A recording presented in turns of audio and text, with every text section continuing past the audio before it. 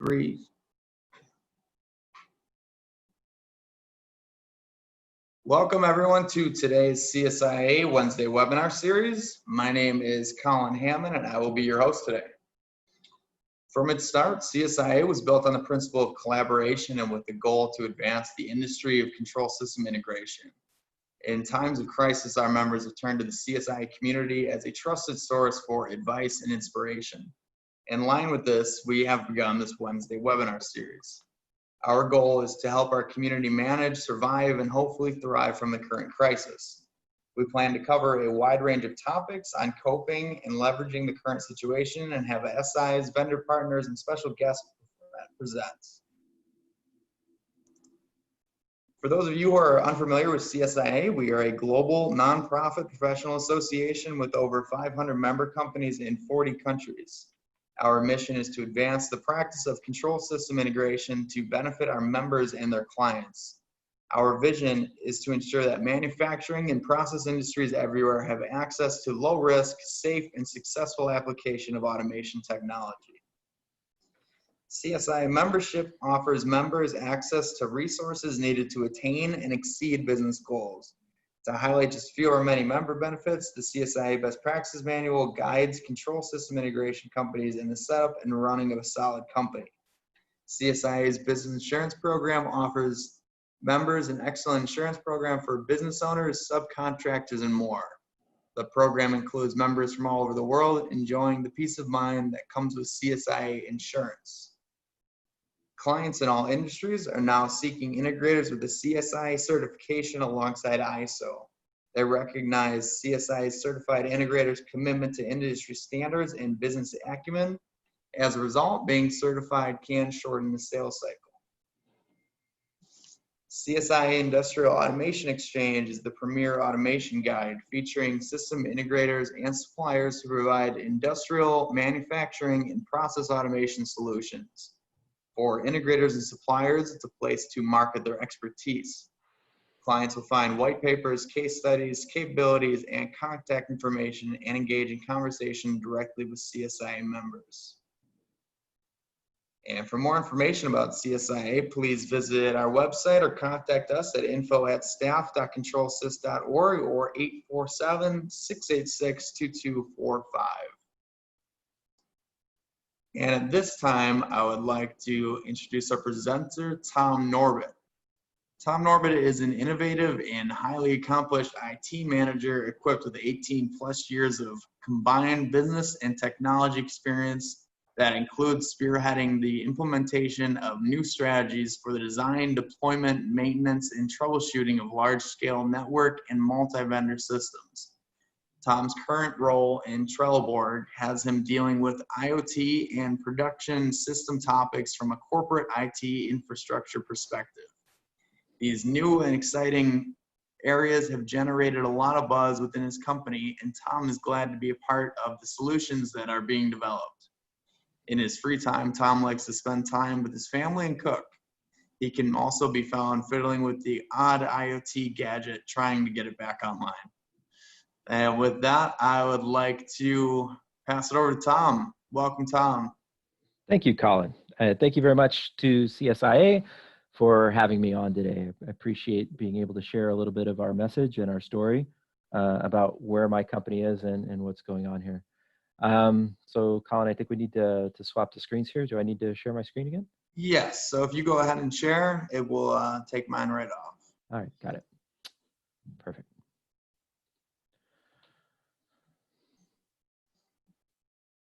Looks good. Right. Very good. All right. So just to give a little bit of a frame of reference, so I represent a large organization that's in the process of going through our own Industry 4.0 or smart manufacturing journey. And we have some interesting knowledge and findings that we have about what we've been doing and how things have been coming along. So a little bit about the Trelleborg Group. We are a world leader in engineered polymer solutions. We were founded in 1905, so we've been around for a few years. About 24,000 employees. We're in 50 countries. Sales of approximately a little under 4 billion US and about 120 manufacturing sites globally. We say about 120 because it just depends on how you want to try to count them. But it's enough of a footprint that we acknowledge that, we're a fairly large manufacturing organization, and we have a rather wide variety of systems and implementations in place. The products that we produce are everywhere, not only from standard products that you would think of from a sealing application, like an O-ring application that you would find in various parts, but very specialized solutions that we've had in very many different places. We like to say we're everywhere from space to seabed, and literally are so. So we have parts that are on the Mars rover, and we have parts that exist on the seabed floor for offshore pipes. So we definitely know how to engineer parts for specialized applications. We know how to engineer custom solutions to seal, damp, or protect environments. And so we share that knowledge with our customers and try to promote the ways that we know how to do things within the industries. So a little bit about our story. Where are we? What's going on? So we're a typical manufacturer. We've got any and every different type of control system in place out there. If you were to start naming off a brand, if you name off Siemens or Rockwell or Omron or whoever, and ask me if we have them, I'm just going to say yes, we have them. They exist in every single one of our organizations out there. And so we have this very, very diverse organization when it comes to our manufacturing plant floors. And 3 years ago, when I started into this position that I have, I was tasked with kind of starting to understand, how do we get these devices online? How do we start enabling Industry 4.0 from an organization perspective? Because we'd seen bits and pieces of things happening, but nothing really comprehensive, nothing that really was sustainable. Things would start and they'd stop. Things would start moving forward and then things would fall apart. Someone would leave the organization who was spearheading it. The technology behind it wasn't well proven, whatever it might be. And so when I started looking into it, the first question I asked everybody was, well, do we have an inventory of everything? Do we even know what we're using? And the answer that came back to me was no. So I started thinking through, so how do we know where we were? So I started asking around to the various production managers of this. And what I started doing was sharing this nice diagram you see here. It's from Aachen University in Germany. They had this really nice chart of Industry 4.0 maturity. And I thought, okay, so let's see how we can map ourselves against this. And so I started conversations with the production managers and asking them, okay, so where do you think you are? And the answers that I got back were, oh, we're ready to go. We're very, very mature. We just need, one magic piece of technology to make this happen. But my perception was quite different, because I had an acute understanding of what they were using on their shop floors, and I knew quite well they were here. They were nowhere near this higher end of the curve where they thought they were. But being very polite, as I try to be, I can't exactly just say, hey, no, you're wrong. What we have to do is start looking at this from an independent point of view. So the first thing we did is we did a survey of everybody, and we started, because we were starting to try to address these topics. So we started looking at, we had no clear view of production equipment in use. We had a perception of the existing maturity levels. We are decentralized in our decision making. We're a Swedish organization, so lots of decentralization, lots of pockets of authority, and with no common best practices across the board. So even though we have all of these systems in place, we don't use them in the same way over and over again. And so again, what I started to do then was just to take a survey. Let's find out, what do we have? What are our capabilities? Where are we on this journey towards Industry 4.0? And what is it going to take for us to take that next step? And what we found out was quite interesting. We found out that we had only about 14% of our machines connected to a network. So when you talk about data collection and data gathering from any kind of a control system, you have to be connected to a network somewhere. And if I've only got 14% of my machines, then it's kind of impossible for me to collect data from those machines. And that was reflected by the fact that we were still collecting about 83% of our key data points manually. The old clipboard method. Somebody's got a clipboard by the machine. They're running tally marks on various measures that they're running. And that's what they were doing. And that still is very much the case even to this day.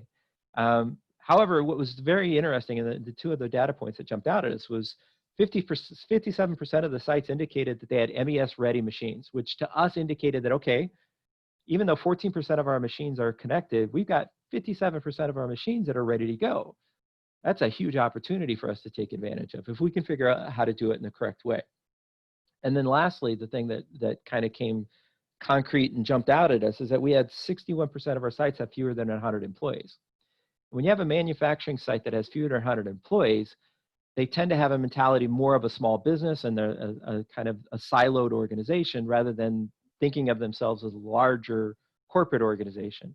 So they're very much looking at inwardly at what their own internal problems are, and are maybe trying to solve problems that there's solutions for elsewhere. You know, we may have already found solutions for that somewhere else in the organization and just need to apply it to their local site. So it's very interesting to see this data come back, and post our internal survey, I've seen other external surveys, so industry-wide surveys that have been conducted, and our numbers match up almost identically. I mean, we're within 1 to 2 percentage points of other global manufacturing organizations. So how do you go from this to Industry 4.0? Because there's some big limitations to trying to take this environment and move forward with it. So what we started working with was something that we call the production intelligence maturity model. So since we're such a large global organization, we had many different terms that were being used for Industry 4.0. You know, smart manufacturing, intelligent production, Industry 4.0 in Europe primarily. All of those terms were kind of getting mixed up and jumbled up with buzzwords that were being thrown out. You know, so we got a lot of people referring to AI, even though they had no idea what AI was. We had a lot of people referring to machine learning, even though they really didn't understand that either. So we said, look, let's just take a step back. Let's kind of define our own vocabulary around this so we can better understand each other when we talk about this. And then what we developed now was this maturity model that we can use to start guiding our businesses through the process of building towards Industry 4.0. And what we've done now is we've taken a look at the different levels and we said, okay, so what are the indicators for us to know where we are within the organization steps as we move forward? So the first thing that we do with any environment, you know, if I have a site pop up and say, we're ready to go Industry 4.0, the first thing we do is we establish the factory networking. And this may be a little bit different from my perspective to your perspective. My perspective, as you had heard in my introduction, I'm the evil empire. I'm corporate IT, right? I'm the guy who says no. That's primarily has been our role traditionally, and that's what I'm trying to change internally to my organization. But there's different ways that we want to structure this network so that way we can build upon it in a proper corporate way. I know as a systems integrators, a lot of times you guys are faced with the fact that you may not have a good connection to the corporate IT environment. You may be trying to build out a network all on your own within that environment. And a lot of times from a corporate perspective, that ends up being a dead end because there may be some technologies you've used within your build out that from a corporate perspective, we may say, that's a security risk or that's an issue for us. And we either then have to isolate that system completely, which means that data collection is not possible, or we have to put in so many workarounds that it just makes it harder. So the first thing that we do when we're establishing these factory networks is we start talking to our system integration partners on the global basis. If there's a local site that has a good system integration partner, we love to leverage them. You guys know the ins and outs of those machines better than anybody else in the globe. And 9 times out of 10, after we have that conversation with the system integrator, it's a matter of changing 1 or 2 steps or 1 or 2 parts of the approach. And suddenly now we have a corporate-ready factory network that meets everybody's standards.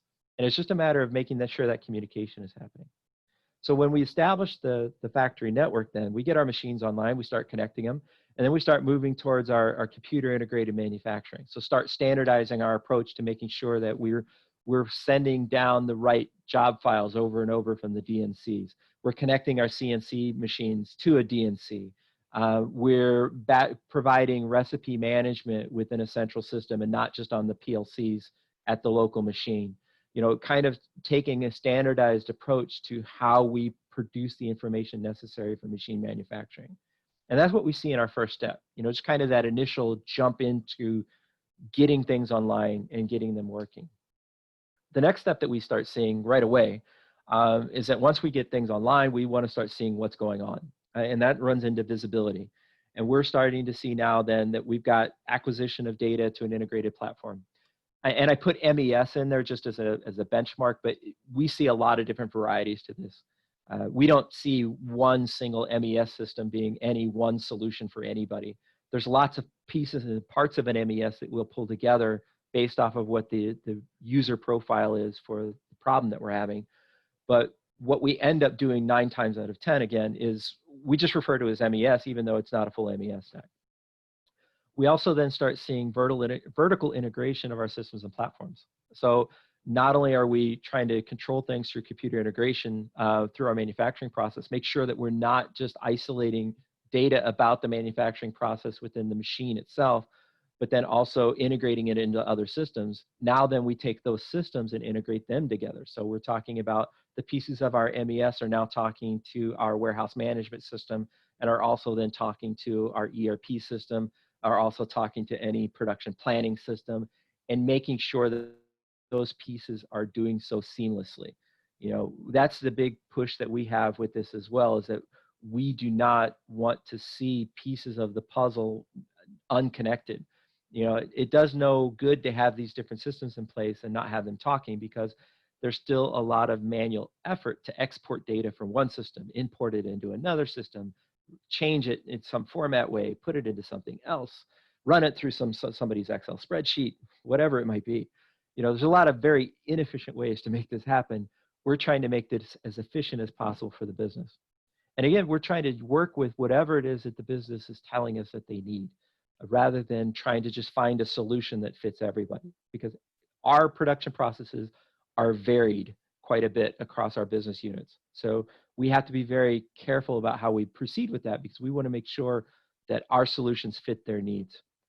And if I'm speaking to the right crowd of systems integrators, you guys probably recognize that last statement, because that's what your true drive is as a systems integrator. You want to fit that customer's needs. We're trying to do the same thing from a corporate perspective. In the end, though, what we end up developing down here at the bottom is we get a single source of truth about our data, and we start developing some of the smart capabilities around that data. You know, that single source of truth means that we know exactly where the data is for everything about our manufacturing process. We don't have to go to multiple systems to pull it out. We've got one source that we go into and get it. We're starting now to start seeing these first 2 steps lead third step. So, you know, it's been 3 years in our journey now, and we've been working on connectivity and visibility, and we just this year are now really starting to jump into predictions and predictive analytics. We're starting to work on our digital twin of our assets. We're starting to think through what is that going to be for us in some ways. We're starting to leverage the data coming off of our networks and machines to get a better understanding of it via machine learning or AI. So that way we can start identifying those trends and patterns. It really starts coming together in this mode, right? You know, once we've got the data, we understand it's a single source of truth. Applying these tools to it really starts jumping off the page where you have things that are missing, or where you've got data that needs to be, or process issues that you need to address. We're starting to see big data analytics. This is finally a question for us after 3 years. You know, where are we going to store all this data? How are we going to store all this data? We're starting to get into failure prediction. We've got some models now that we're starting to apply to some of the data sets based off of certain machines. But we're just now getting to that point. You know, how long have we been talking to about Industry 4.0? And we as a large organization, you know, we've been working on this for several years, and we just now kind of have gotten to this cusp of where it's really starting to come together. It takes a long time to get to this point. There's so many steps on the way that have to be right before you get to this point. And now that we're here, we can really see the kind of the fruits of our labor, as it were, because we can really see how these pieces have built on each other to lead us to finally we've got this right point. You know, we could have done some of this individually and done it, you know, on an ad hoc basis and probably gotten some value to it.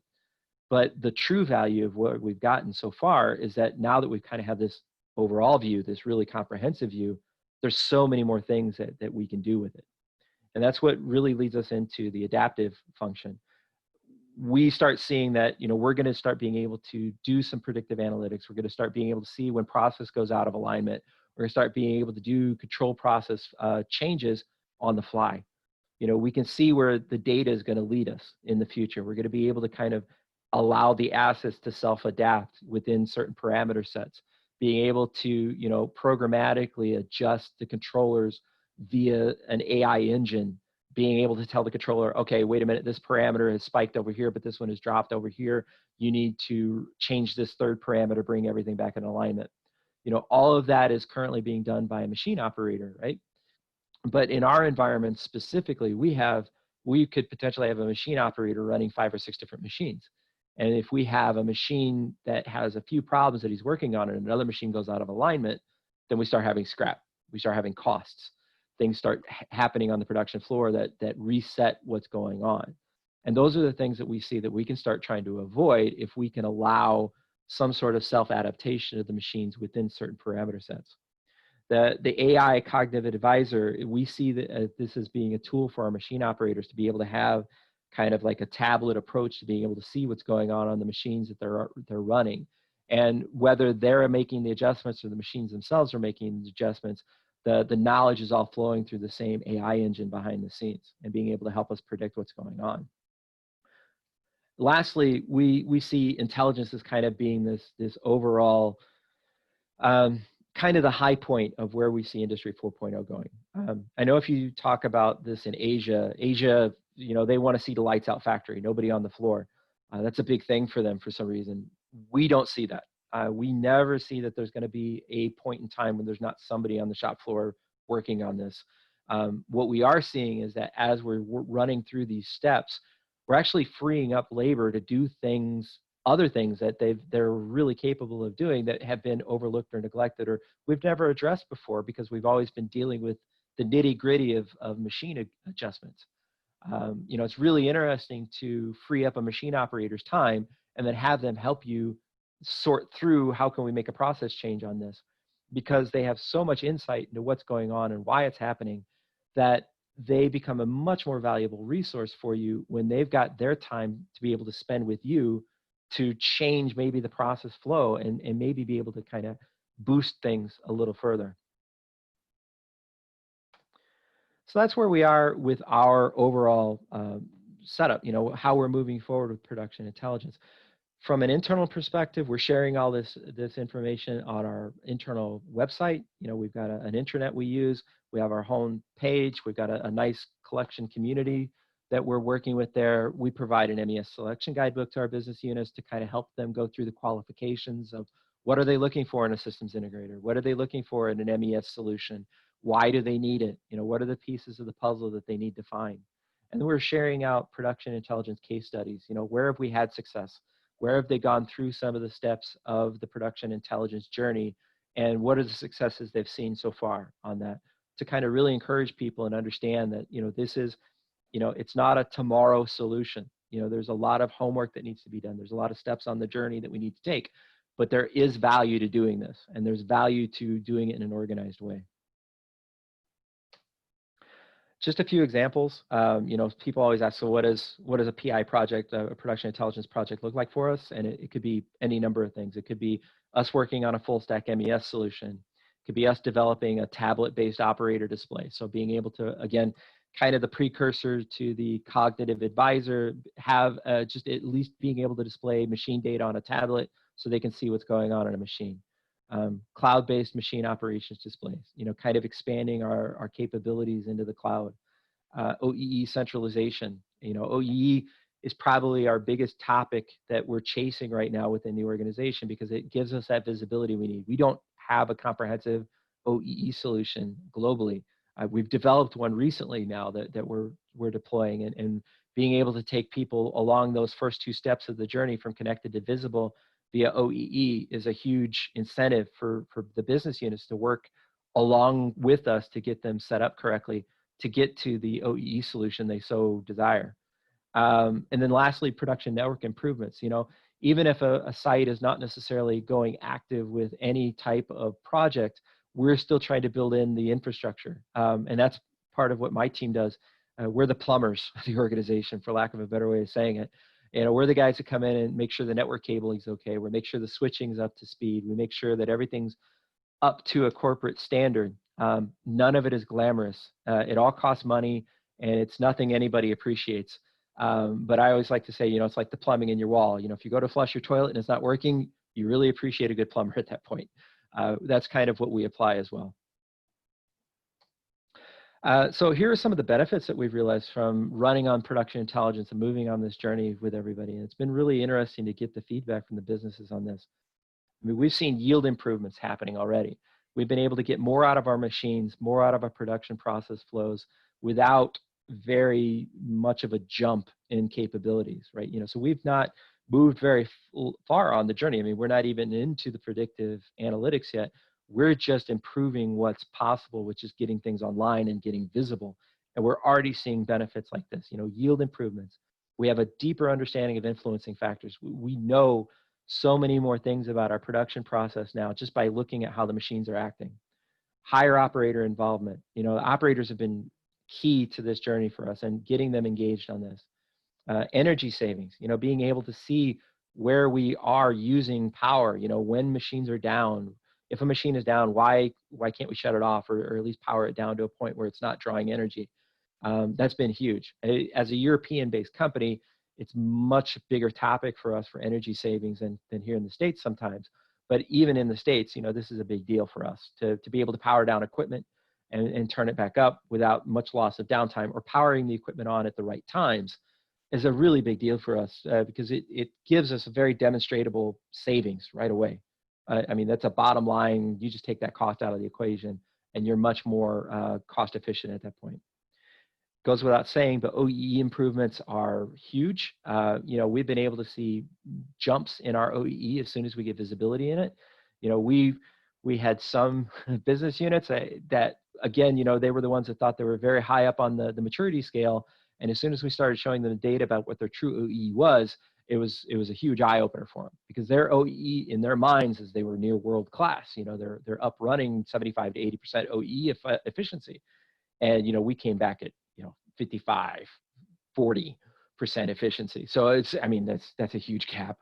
And for us, that's a huge incentive for the businesses to jump into the OEE topic very, very thoroughly and make sure that they've got everything put together correctly.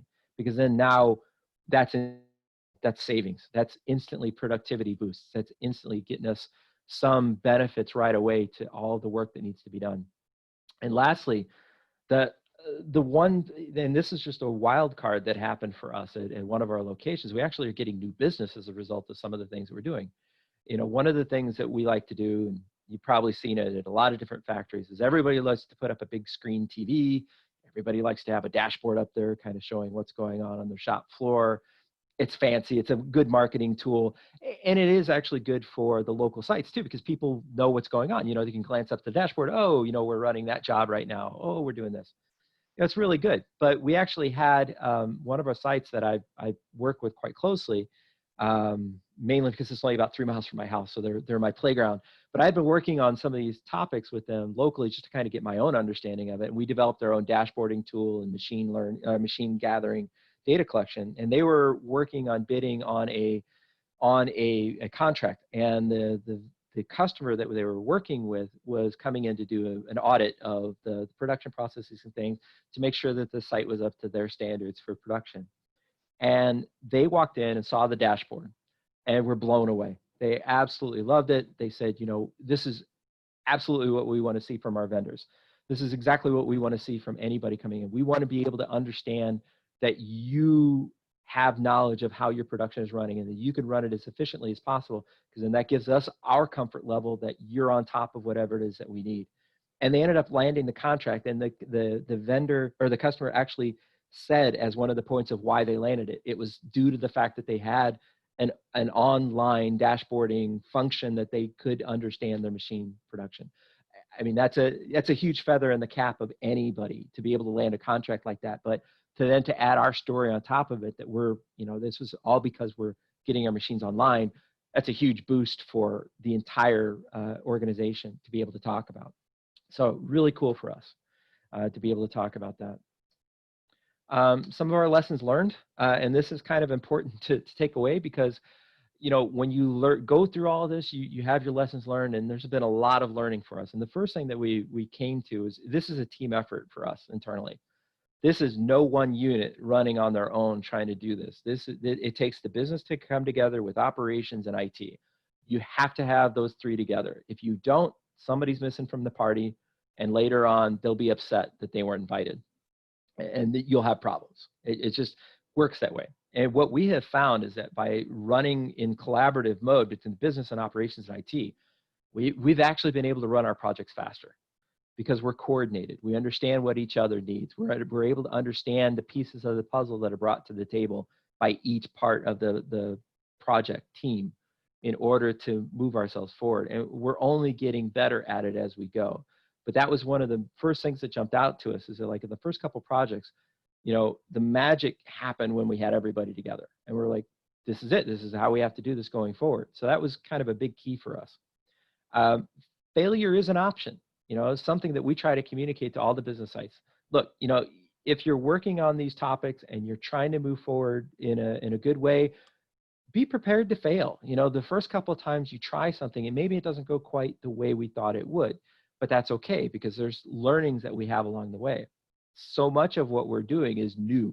So much of what we're trying to accomplish is not been done before or has been done in various ways that aren't quite directly applicable to what we do, and we're trying to adapt something. So we should expect to fail, but we have to have a knowledge that that's an okay step on this way, and it's only going to make us better when we do get it right, because we'll have learned along the way. We just want to make sure everybody understands that, because the last thing we want to do is have management on our backs about a failure when we expect failure along the way. And so as long as everybody's on board and, you know, everybody understands that failure is an option, you know, it frees up the entire project to really go after what's necessary. Small projects can lead to unexpectedly large results. You know, from a systems integrator standpoint, I'm sure you guys, the magic words you want to hear is, I want to light up my whole factory, because that's a huge project for you. But we have seen a lot of really good things come out of just small projects. You know, not trying to light up the entire shop floor. How about we just take 1 or 2 cells, 1 or 2 machines? Let's just get the first couple online and then start seeing what we have. Because what we've been able to do with that is that we get those first 2 machines online and we can instantly demonstrate value about seeing the data right away for the rest of the business. And that gets us further investment then to build out and start putting in even more and even more. It also gives us greater control over what's going on and allows us to kind of work faster. If the scope of my project is only to get 1 or 2 machines online, that's a much faster project for us than trying to scope out, trying to get everything online. So from our standpoint, you know, when we're working on projects like this, you know, even if it's a small project, we're relying on our vendor partners to understand that, you know, we're trying to do things in a certain way, so that way we can move in a certain way. You know, it's not to say that we don't want to give the vendors the business overall. You know, maybe it's not the business the vendor thought they were going to get, but we hope that they appreciate that it's part of a larger journey for us. And you know, if they can work with us on this first step, there's a lot more for us going down the road. Yes, everyone is unique, but there's more in common than realized. You know, that's the greatest challenge I have with my job. If you remember back to the first part, I have 120 manufacturing locations, and because we're Swedish and decentralized, I have 120 managers who think they have their own kingdoms. So my job is herding cats in a lot of ways. They all think they're unique. They all think they're very special. But a lot of times, as soon as we start talking to them, there's a realization that we can bring about that they have the same problems that another site across the globe has, because this other site across the globe is using the exact same machine shop format. They're using the exact same machines. They're running in an exact same way. It's the material may be different in some ways, but the processes are almost identical in what they're trying to accomplish. So it's this common realization thread that we keep coming across that helps us to build on. We allow them to still think they're unique, but we start pulling together those common features and functions to give us that efficiencies that we're really needing. We don't want to reinvent the wheel 120 times. I only want to invent the wheel once and then apply it 120 different places. People reject what they don't participate in creating. This kind of goes back to step 1, but we need to include every partner in the business on the project. You know, we need to make sure everybody has a voice to make sure that we've captured every single angle of it, because we've found out that, you know, some of the most some of the smallest details can have some of the biggest impacts on the overall thing. One of the things that we've discovered is that temperature plays a huge role. Temperature and humidity play huge roles in our organization's production processes, because we work with rubber materials quite a bit. And that rubber being a natural material, there's a lot of variation in how rubber changes when it's processed and under certain conditions. And we just now are starting to get really into the details of why that is, which is, it's great, but we would have never have known this had we not worked together on different projects and had different pieces of information coming together from different departments and teams. And then just kind of looking at it all together and saying, oh, wait a minute, this jumps off the page. You know, when the temperature hits this, you know, before the material goes through, then we have a quality issue. You know, and it just immediately, as soon as you see the data, it starts making sense. And the last one, you know, I said I'm from the evil empire, I am IT. I actually did not include this on this slide. There's a business partner I've done this presentation with, and she's unfortunately not able to do this, but she added this. For her standpoint, from the business standpoint and the operations standpoint, knowing that IT security is such a big deal, you know, we've been very careful with trying to make sure that people are aware of, we're doing things in a particular way, but there's a reason behind it. You know, here's why we're doing it. We want to make sure that we're secure in a particular way, that we're not going to expose ourselves unnecessarily to risks in the environment. We're not going to expose ourselves unnecessarily to things that are happening, because we know from an IT perspective that the control system environment is a huge target for bad actors right now. They love getting into network environments that have PLCs communicating back and forth, because it's very easy to compromise a PLC. It's a lot harder to compromise a computer. So, you know, it's a big target. And, you know, we kind of think of the fact that we have a target on our back as soon as we light up a machine on the network. We have to make sure we're doing it right. Otherwise, we're gonna have further problems down the road that we want to avoid. But like I said, I actually didn't put that in there. I was very gracious that she did that, because it was, you know, it means that I'd done a good job of kind of explaining it. But she wanted to emphasize the fact that IT security awareness is critical to all of this, because people need to understand why we're going through the steps that we're going through when we do this. So that was everything up until COVID. You know, this is a really rosy picture I painted, right? You know, everything's really moving forward. Trelleborg is moving on in the world. We've really got a lot of things going on. We're super.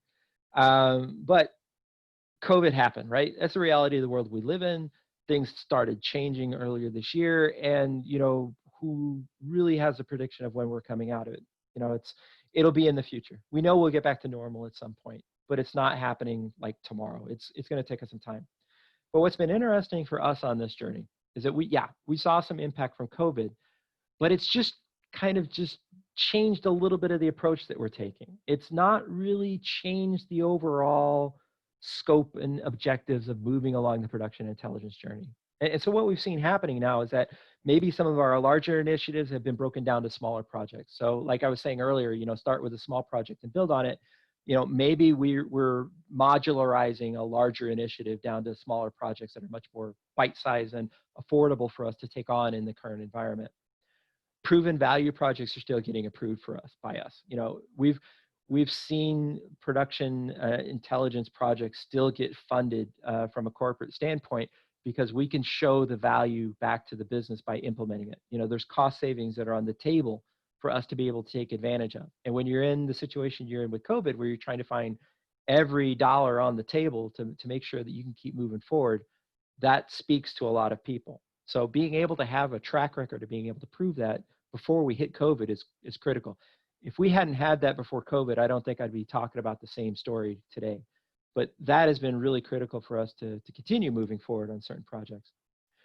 Our homework continues. And I put that in there because even if we're not working on a project with a site, we're still working with our various sites to help get understanding of what's going on. So we're doing internal webinars. We're doing different chats with groups. We're having meetings with people just to talk through, okay, so when we come out of COVID, what do we want to do? How do we want to do it? Here's some of the pieces that we can work on now. You know, just gather data, get information, get the right players in place. So that way, when things change, we're ready to just flip the light switch and go. You know, not having to wait for that next step. Doing as much as we can without a huge expenditure from everybody, and doing it remotely. The steps are still the same. We're just moving slower. So, maybe we had objectives to put in new cabling in a plant, new switching in a plant, and we were going to do it all this year. Well, now we break it apart. Now we're doing the same steps. We're doing different parts of it. We're putting in the parts that we need right now and delaying the parts that we need for later. But it's still done in a way that allows us to continue to move forward and continue to move on the same path, just at a slower pace, which is fine. I mean, again, we're still moving in the right direction. It just needs to be done at the speed of the business right now. OEE improvements are now more valuable than ever. As soon as we can get OEE lit up for a shop floor, it goes right back to the proven value of the project. And we start seeing immediate impact on being able to see the data of what's going on in the machines. So again, we probably have even more emphasis on getting OEE projects. We got more OEE projects now than what we had before COVID. So these projects are only increasing for us because we know now even more so the great importance of it, of being able to really get in on our quality of our data. And still on the journey. I mean, we're still following these same steps. We're still moving forward. And I think that's the important part for businesses to realize, is that there's still ways to do this without having to think of it as this giant, enormous initiative. There's a lot of ways that you can continue to move things forward. It's just that you need to do so in a way that everybody understands is going to be the same way, whether you're moving fast or slow. And with that, I'd like to thank you all. I hope you got a little bit of detail out of our conversation here. I hope it helps. Maybe I gave you a few insights along the way, I hope. If not, here's some of my information. If you guys would ever want to drop me a question, I'm more than happy to answer. Be happy to take any questions now, if anybody has any. Thank you, Tom. And we did have a couple that came in the Q&A. First, we had from Jose Rivera. I wanted to thank Tom for making this presentation to our community. Learning from a leading end user is very valuable, as demonstrates that digital transformation is real, shares the implementation challenges, but also the opportunities and the evolving results. We have that from Jose, and we had a question: have you got any case studies in the chemical industries for reactors and distillation units? No, unfortunately, within the chemical industry and even oil and gas, it's more of a process, and we are more of a discrete manufacturer. We have a few process-like functions, but there's a very distinct difference between using this type of data collection in a process manufacturing environment versus a discrete manufacturing environment. There's a lot of information out there about it. I will say the tools and technologies underneath are the same. We're going to be using the same Rockwell PLC in our shop that they may be using out on an oil field somewhere for data collection.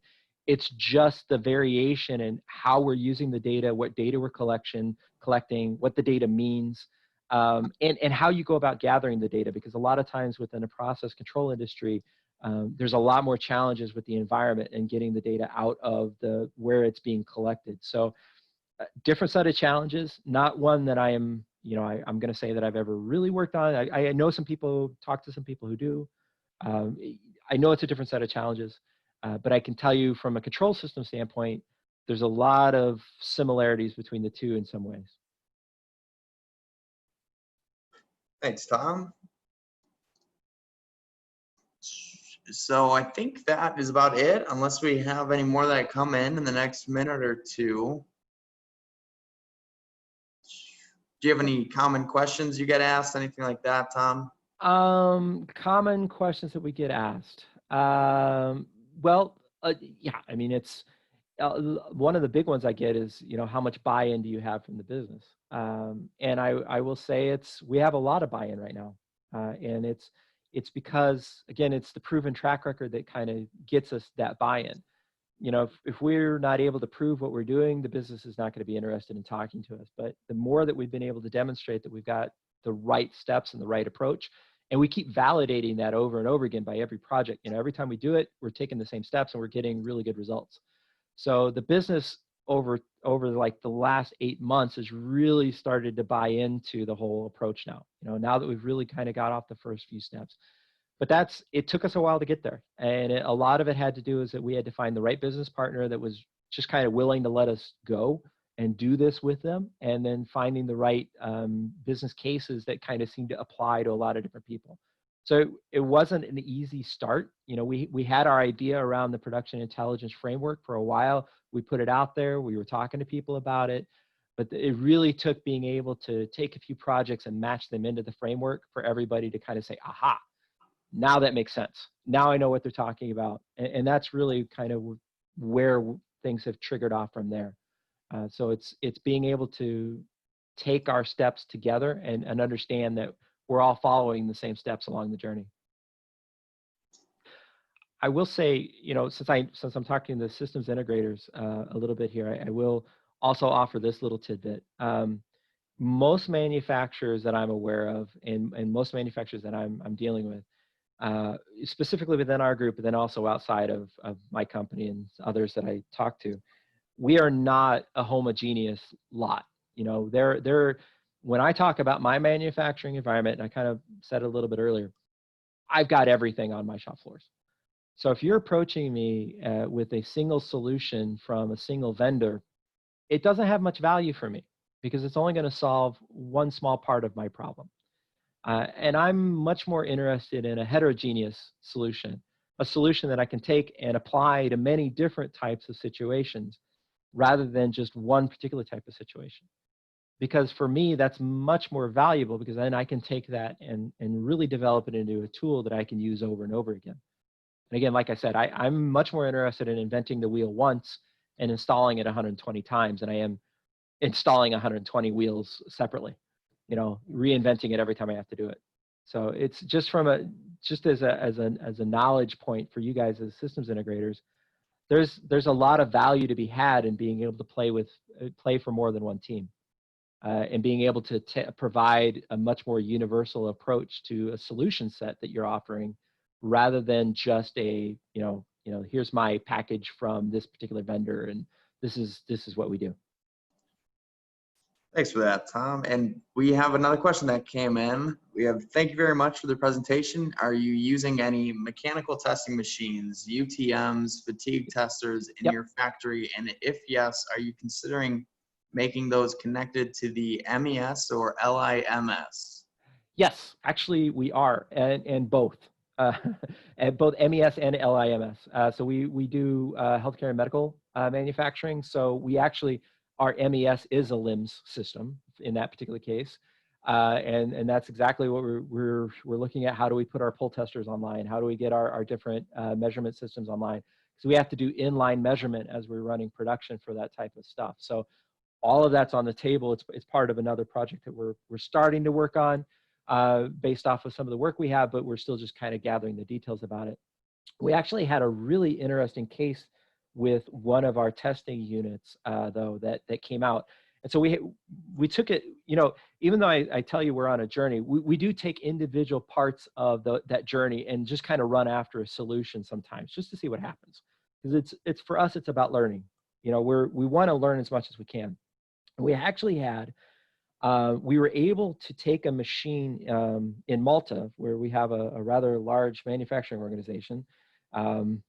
We actually were able to take a testing machine, run the data that the machine was gathering about the material that it was testing, and then build AI machine learning models off of the material set. So now we have a machine that we can run, and we can do faster quality analysis of the material based off the predictive models that we were able to develop.